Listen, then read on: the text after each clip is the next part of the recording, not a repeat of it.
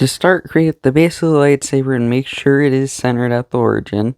The diameter of this one is 2 inches, but you can change it however you want. Now extrude it to the length of the lightsaber. This one is 7.5 inches.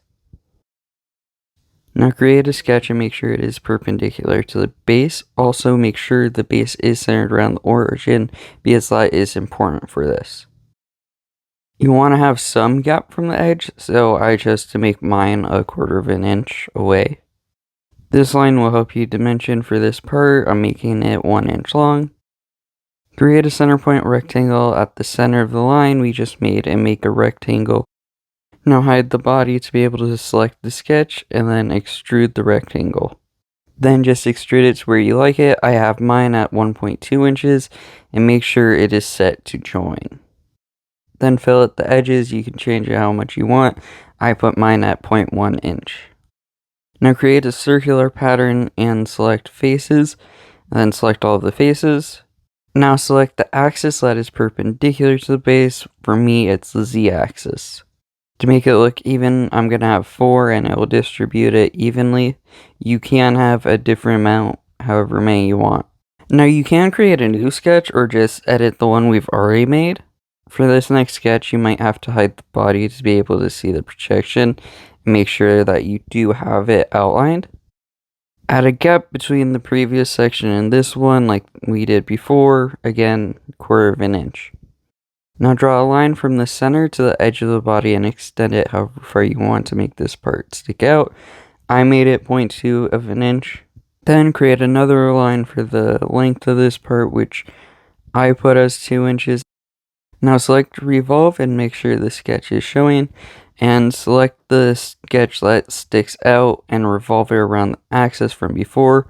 Again, for me, this is the z-axis. I had already made this type of lightsaber and I apparently messed up the length, but there's an easy way to fix this. Just click on the sketch in the history and change the length. I had originally put 1 inch when it should be 2 inches. Now to create the button housing, you will want to create a line 1 inch long and make a center point rectangle from there. This one is a 1x2. Then create a 3 tangent line circle at the top. Now hide the body to get this sketch and extrude it out 1 inch, plus however much you want it to stick out. In total, I have at 1.5. Now the last part of the lightsaber usually has a cutout by the emitter, so we will create a line up 2 inches, then another one all the way to the edge of the lightsaber, and then create a line somewhere on the line to make a triangle with the edge. I have it at 121 degrees and about 0.583 inches long. Now just revolve the triangle about the same axis as before and have it set to cut. Also, if the body is hidden, make sure to turn it back on. It will tell you if it's off. This is just extra little bits now.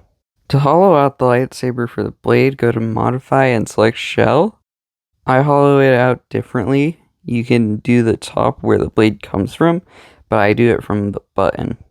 I set it to 0.2 and it will hollow out the insides. The walls are only 0.2 inches thick. Now to create the opening, create a circle on the top. I set mine to 1.8 to create a little edge on the inside. If you don't want this, you can set it to 1.6. There shouldn't be any edge now. Then just extrude it 0.2 inches and now it has the opening. Now the button needs a back, so create a sketch on the inside of the button.